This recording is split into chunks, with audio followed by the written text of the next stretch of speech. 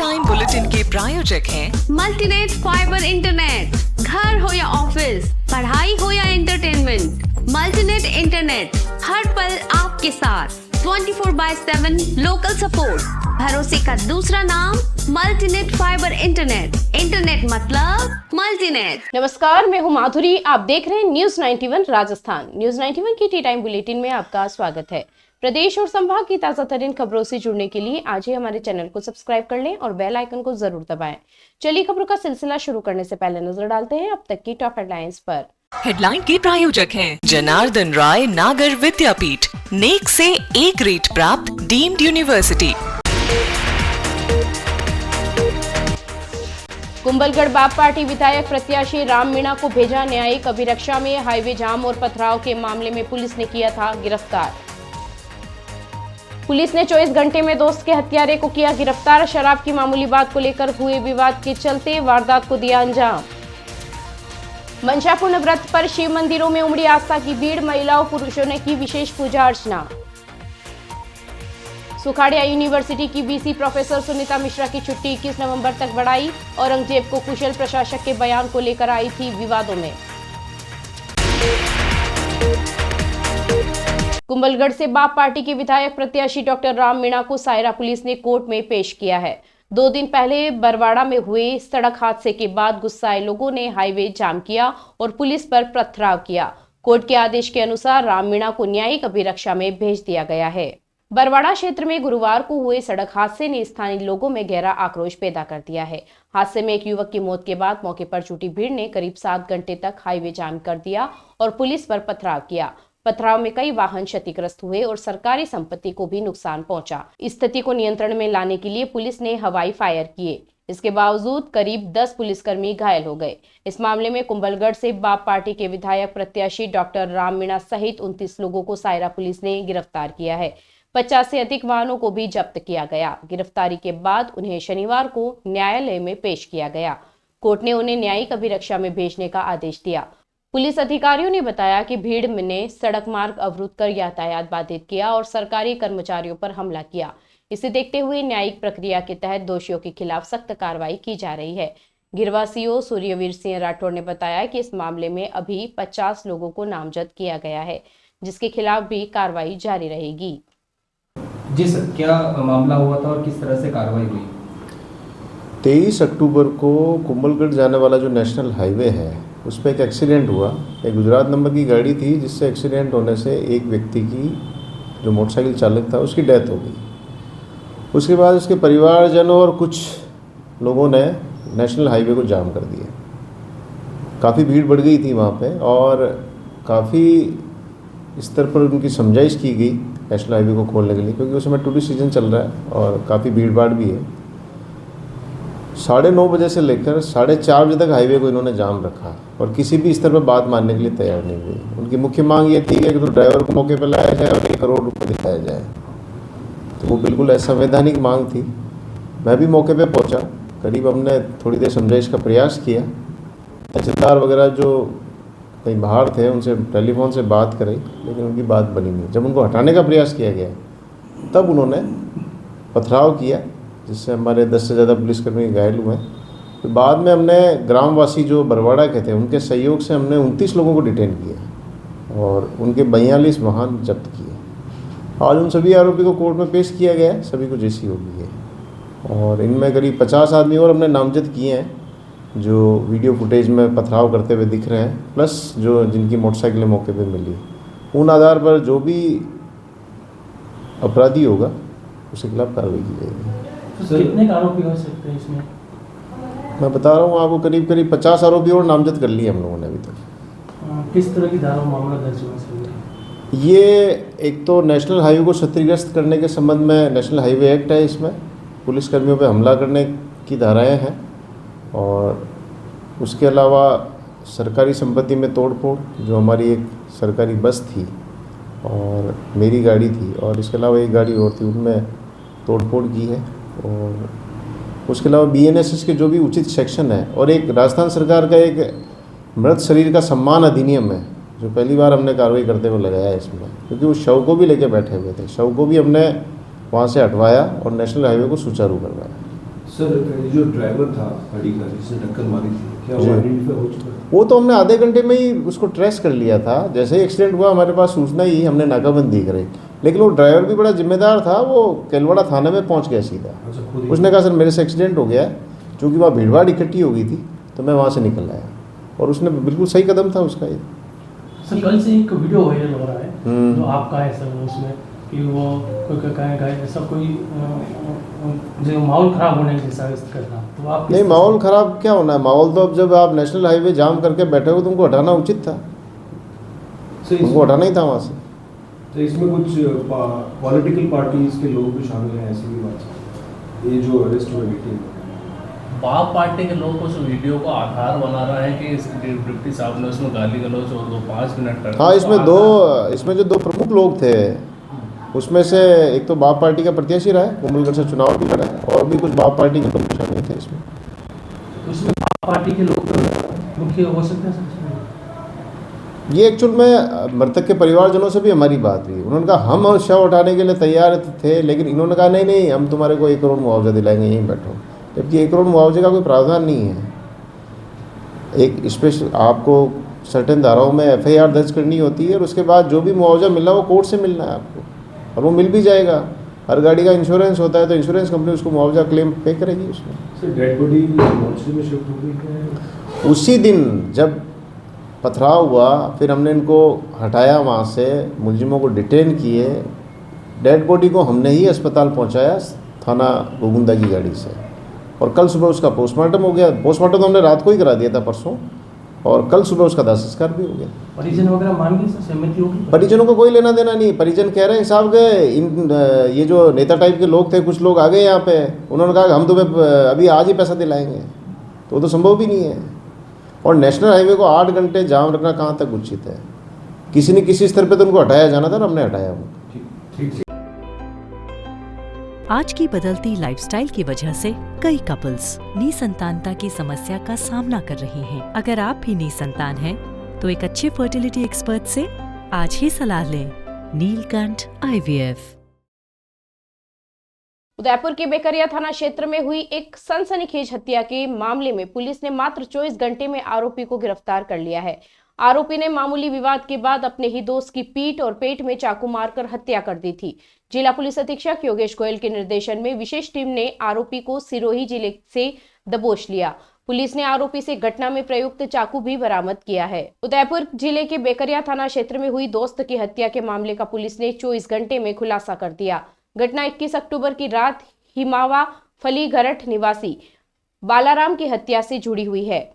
Police के अनुसार बालाराम अपने दोस्त सुरेश पुत्र तेजाराम के साथ बाइक से अपने ससुराल बूझफला तेजावारा आया था, और रात करीब 11 बजे दोनों चारपाई पर बैठकर बातचीत कर रहे थे। इसी दौरान सुरेश ने बालाराम से कहा कि चलो अब मालवा का चोरा चलते हैं। बालाराम ने रात अधिक होने की वजह से जाने से मना कर दिया। इसी बात पर सुरेश भड़क गया और गाली गलौज करने लगा। विवाद इतना बढ़ गया कि सुरेश ने अपने कपड़ों में छिपा रखा चाकू निकाला और बालाराम की पीठ व पेट में वार कर दिया। घायल बालाराम ने मौके पर ही दम तोड़ दिया। सूचना मिलने पर बेकरिया थाना पुलिस मौके पर पहुंची और शव को पोस्टमार्टम के लिए भिजवाया। मामले की गंभीरता को देखते हुए जिला पुलिस अधीक्षक योगेश गोयल ने विशेष टीम गठित की। अतिरिक्त पुलिस अधीक्षक गोपाल स्वरूप मेवाड़ा और CO राजेंद्र सिंह के सुपरविजन में थानाधिकारी उत्तम सिंह के नेतृत्व में टीम ने तकनीकी और मुखबिर तंत्र की मदद से आरोपी सुरेश का लोकेशन सिरोही जिले में ट्रेस किया। 24 घंटे के भीतर पुलिस ने सुरेश को गिरफ्तार कर लिया। पूछताछ में आरोपी ने वारदात कबूल की और उसकी निशानदेही पर हत्या में प्रयुक्त चाकू बरामद किया गया। पुलिस ने आरोपी को न्यायालय में पेश कर न्यायिक अभिरक्षा में भेज दिया है।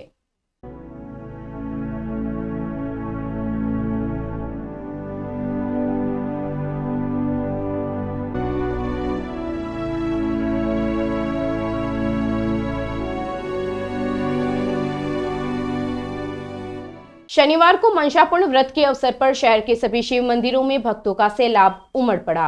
विशेषकर उदयपुर की प्रसिद्ध मंशापूर्ण महादेव मंदिर में सुबह से ही लंबी कतारें देखने को मिली। भगवान शिव के प्रति अपनी गहरी श्रद्धा व्यक्त करने के लिए महिलाओं और पुरुषों ने यह व्रत रखा और विशेष पूजा अर्चना की।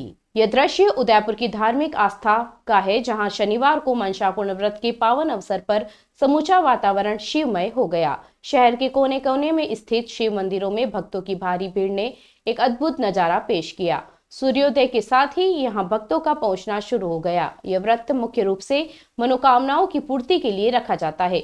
भक्तों में इस व्रत के प्रति अटूट विश्वास है। बड़ी संख्या में महिलाएं सुबह स्नान के बाद पूरे विधि विधान से पूजा की थाली सजाकर मंदिर पहुंची। उन्होंने भगवान शिव का जलाभिषेक किया, बेलपत्र और पुष्प अर्पित किए और अपनी मनोकामनाओं को पूरा करने के लिए प्रार्थना की। खास बात यह रही कि जहां महिलाएं अपनी पारिवारिक सुख शांति, संतान और पति की दीर्घायु के लिए यह व्रत कर रही थी, वहीं पुरुषों ने भी समान आस्था के साथ भगवान शिव की आराधना की। सभी भक्तों ने पूर्ण समर्पण के साथ उपवास रखा और पूरी श्रद्धा से शिव की महिमा का गुणगान किया। मंदिर परिसर हर हर महादेव के जयकारों से गूंज उठा। व्रत को लेकर एक धार्मिक मान्यता यह भी है कि जो भक्त एक बार यह व्रत शुरू कर देता है, उसे अपनी मनोकामना पूरी होने तक या कम से कम लगातार 4 साल तक इस व्रत का पालन करना आवश्यक होता है। यह नियम दर्शाता है कि यह व्रत केवल एक दिन का अनुष्ठान नहीं, बल्कि अटूट संकल्प और दीर्घकालिक भक्ति का प्रतीक है। भक्तों का मानना है कि इस व्रत के प्रभाव से जीवन की सभी बाधाएं दूर होती है और भगवान उनकी हर छोटी बड़ी इच्छा को अवश्य पूर्ण करते हैं। क्या प्रॉब्लम है उस लड़के में? अच्छी जॉब है, अच्छा घर है, जरा भी बेसिक सेंस नहीं है उन लोगों में। टॉयलेट में वाइटेक्स तक नहीं लगा है। बस इतनी सी बात। वाइटेक्स एयर फ्रेशनर टॉयलेट से बदबू हटाए, भरपूर ताजगी लाए। वाइटेक्स होम्स, क्लीन होम्स। उदयपुर की मोहनलाल सुखाड़िया यूनिवर्सिटी की कुलगुरु प्रोफेसर सुनीता मिश्रा की छुट्टी अब 21 नवंबर तक बढ़ा दी गई है। इससे पहले उनकी छुट्टी 23 अक्टूबर को समाप्त होनी थी। राज्यपाल के निर्देश पर कोटा यूनिवर्सिटी के कुलगुरु प्रोफेसर बीपी सारस्वत यूनिवर्सिटी का अतिरिक्त कार्यभार संभालेंगे। ये छुट्टी विवाद के बीच बढ़ाई गई है, जब प्रोफेसर मिश्रा ने औरंगजेब को कुशल प्रशासक बताया था, जिससे छात्रों और संगठनों ने विरोध प्रदर्शन किया। मोहनलाल सुखाड़िया यूनिवर्सिटी की कुलगुरु प्रोफेसर सुनीता मिश्रा की छुट्टी 23 सितंबर से चल रही थी और 23 अक्टूबर को समाप्त होने वाली थी। अब राज्यपाल हरिभाऊ बागड़े के निर्देश पर राजभवन ने देर रात आदेश जारी किया है कि वीसी की छुट्टी 21 नवंबर तक बढ़ाई जाए। इस दौरान यूनिवर्सिटी का अतिरिक्त कार्यभार कोटा यूनिवर्सिटी के कुलगुरु प्रोफेसर बीपी सारस्वत संभालेंगे। इस निर्णय का कारण प्रोफेसर सुनीता मिश्रा द्वारा मुगल शासक औरंगजेब को कुशल प्रशासक बताने वाले बयान से पैदा हुए विवाद है। उनके इस कथन के बाद छात्रों और विभिन्न संगठनों ने विरोध प्रदर्शन किया। यूनिवर्सिटी परिसर में विरोध की वजह से प्रशासन ने उन्हें छुट्टी पर भेजा था। राज्यपाल के निर्देश पर उदयपुर संभागीय आयुक्त प्रज्ञा केवल रमानी की अध्यक्षता में एक जांच कमेटी गठित की गई है, जो मामले की जांच कर रही है। माना जा रहा है कि छुट्टी बढ़ाने का उद्देश्य कुलगुरु को इस्तीफा देने के दबाव से बचाना और पद से हटाने या बर्खास्तगी की स्थिति से बचाना है। कोटा यूनिवर्सिटी के कुलगुरु प्रोफेसर बीपी सारस्वत अब इस अवधि में यूनिवर्सिटी के प्रशासनिक कार्यों की देखरेख करेंगे।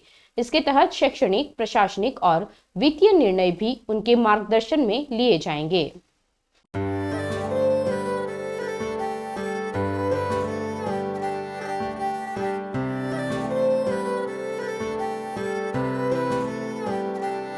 मारे आंगणे की तू है लाडली, मारे बगिया की तू है एक कली। मारे आंगणे की तू है लाडली, मारे बगिया की तू है एक कली। जद छोड़ के तू जाएगी हमें लाडो, याद तेरी घनी आएगी। मारे आंगणे की तू है लाडली, मारे बगिया की तू है एक कली। सोजतिया ज्वेलर्स, रिश्तों को नहीं दिलों को जोड़े। राजसमंद में 13 वर्षीय मास्टर अरव भारद्वाज का भव्य स्वागत किया गया। अखिल भारत हिंदू क्रांति सेना के कार्यकर्ताओं और शहरवासियों ने सोमनाथ चौराहा पर अरव का उत्साहवर्धन किया। अरव यह यात्रा सरदार वल्लभ भाई पटेल की 150वीं जयंती के उपलक्ष्य में कर रहे हैं। नई दिल्ली से शुरू हुई यह यात्रा 1250 किलोमीटर लंबी 30 अक्टूबर को स्टैच्यू ऑफ यूनिटी पहुंचकर राष्ट्रभक्ति और एकता का संदेश देगी। राजसमंद में शनिवार को 13 वर्षीय मास्टर अरव भारद्वाज का भव्य स्वागत किया गया। अरव ने 19 अक्टूबर को नई दिल्ली से अपनी साइकिल यात्रा शुरू की थी और अब 1250 किलोमीटर की इस लंबी यात्रा के दौरान वह राजसमंद पहुंचे। सोमनाथ चौराहा पर अखिल भारत हिंदू क्रांति सेना के कार्यकर्ताओं और स्थानीय नागरिकों ने अरव का उत्साहवर्धन किया।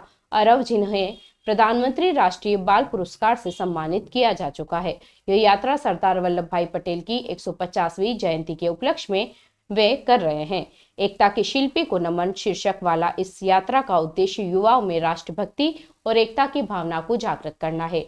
इस अवसर पर अरव ने कहा कि युवा पीढ़ी को देशभक्ति के महत्व को समझाना और एकता की भावना में विश्वास रखना चाहिए। वह इस यात्रा के माध्यम से यही संदेश देना चाहते हैं। इस यात्रा के अंतर्गत अरव 30 अक्टूबर को स्टैच्यू ऑफ यूनिटी पहुंचेंगे और 31 अक्टूबर को लौह पुरुष सरदार वल्लभ भाई पटेल को श्रद्धांजलि अर्पित करेंगे।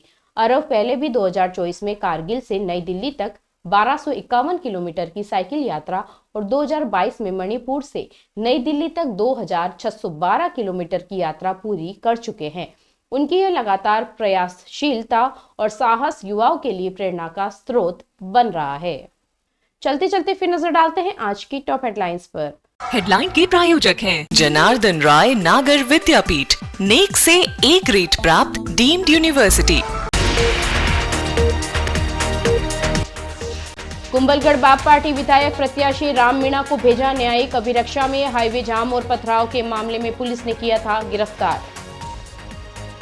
पुलिस ने 24 घंटे में दोस्त के हत्यारे को किया गिरफ्तार। शराब की मामूली बात को लेकर हुए विवाद के चलते वारदात को दिया अंजाम। मंशापूर्ण व्रत पर शिव मंदिरों में उमड़ी आस्था की भीड़, महिलाओं पुरुषों ने की विशेष पूजा अर्चना।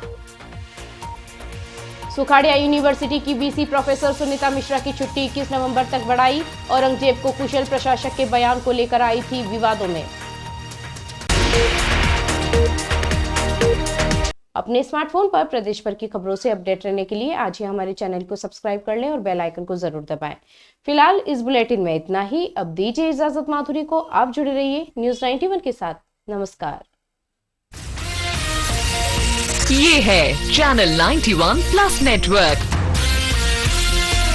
और आप देख रहे हैं न्यूज़ 91। न्यूज़ 91, आवाज हम सबकी।